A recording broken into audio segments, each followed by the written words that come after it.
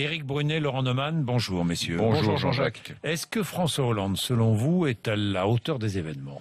Écoutez, le discours d'hier, oui, il était à la hauteur. Il a pris la mesure des événements qui ont secoué Paris. Moi, ce qui m'a surtout frappé, c'est qu'il a fait le contraire de ce qu'il fait d'habitude. Pas de lyrisme, pas d'anaphore, un discours court, 37 minutes.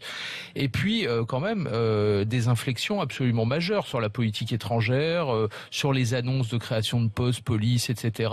Il a quand même secoué le cocotier européen. Pardon, il était temps. On se demande depuis. Où est la solidarité européenne? Attendez, il était temps quand même de secouer un peu le cocotier. Et puis quand même, mais je pense qu'Éric a dû pointer la même chose que moi, c'était un discours d'une habileté politique absolument diabolique. Parce qu'effectivement, toutes les propositions qu'il a faites vont être très dures à faire accepter par une partie de la gauche. Enfin, la droite se retrouve quand même un peu cornérisée. On parle de triangulation. Il est allé piocher des mesures de la droite, du centre, même une des mesures qui était prônée que par le Front National. Ça va être compliqué pour la droite de dire nous on n'en veut pas, on ne soutient pas le chef de l'État, ni la révision constitutionnelle, ni toutes les mesures avancées. Éric Brunet. C'est vrai que François Hollande, dans ce type de circonstances, est bon. On l'a vu après les attentats. Événements le portent. C'est-à-dire que il est bon dans les moments où la nation a besoin de se rassembler. Il faut être honnête. Au mois de janvier, il a été bon. Il a su apporter une réponse. Il a su réunir les Français pendant quelques jours. Par ailleurs, il est un très bon observateur de sa propre action politique. Donc, tout ça donne le sentiment d'une espèce de cohésion nationale. Et par ailleurs, il y a eu hier quand même l'amorce d'une réponse forte, vigoureuse devant la nation. Donc tout ça était un moment assez exceptionnel, il faut le dire.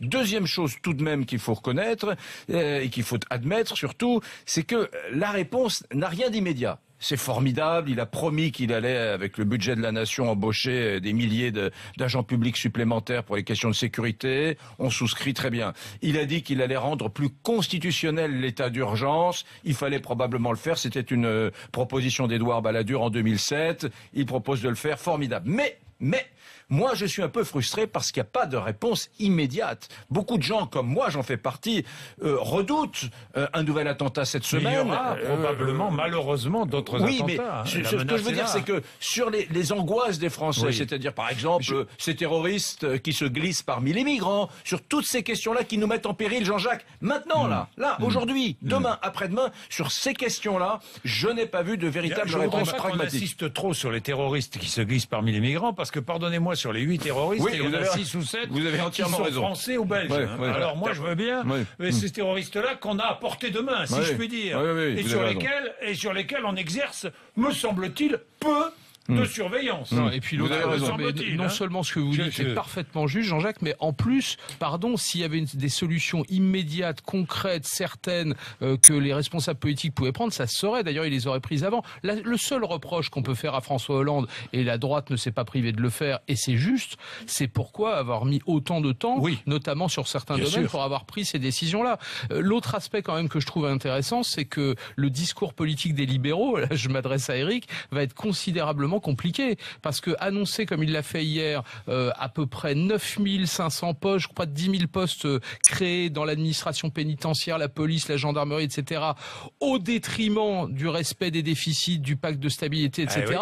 Je connais pas un homme en France, de droite, de gauche, du centre ou d'ailleurs, qui soit contre cette idée-là.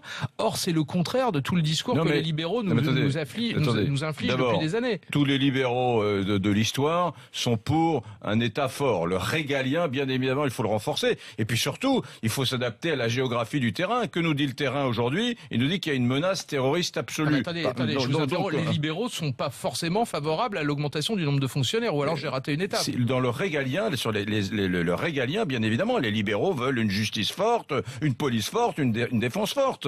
Bon, et surtout en période de crise. Aujourd'hui, il n'y a plus d'idéologie. Il y a la nécessité absolue de nous renforcer sur ce qui est une faille pour nous, la France, la menace terroriste. La menace terroriste, Jean-Jacques l'a dit, ça n'est pas que, effectivement, les migrants qui pourraient arriver en France avec en leur sein quelques terroristes. Ça, c'est une hypothèse. C'est possible. Mais il y a aussi, bien évidemment, ces terroristes de l'intérieur, cette guerre civile terrible. Et là, les Français voudraient l'amorce d'une réponse. Qu'est-ce qu'on fait contre ces Français qui ont retourné le glaive? C'est ce que voudrait nous imposer l'État islamique. Tout à fait. C'est l'objectif clair de l'État islamique. Non, je reviens un instant au discours de François Hollande. Je pense qu'il a compris quelque chose d'important hier. C'est que d'abord, on ne pouvait pas rester dans l'incantation et qu'il fallait proposer de l'action. Et surtout, peut-être, contrairement à ce qui s'était passé en janvier, que les Français ont absolument besoin de concorde. Parce que aujourd'hui, la France est réunie, elle ne l'était pas en janvier. Ce que n'ont pas forcément compris tous les responsables politiques. La France réunie, formidable. Il faudra quand même mener une toute petite introspection pour regarder si effectivement, Thomas Guénolé en parlait ce matin, pour regarder si nous n'aurions pas pu éviter tout cela quand même. Parce qu'il semblerait que les Turcs nous aient signalé à plusieurs reprises que des gens qui faisaient partie de ce commando étaient des dangereux. De toute façon, il faudra se poser la question de savoir comment 8 terroristes ont pu passer sous les radars des renseignements. On a déjoué beaucoup d'attentats depuis ces derniers mois, ces dernières semaines, très bien, mais celui-ci, il est passé Est-ce que vous avez sous les radars. Il y a un homme qui a très peu parlé, c'est Alain Juppé, jusqu'à maintenant, qui est pourtant en tête dans tous les sondages d'opinion. Eh bien, il sera là tout à l'heure, 8h35, 9h.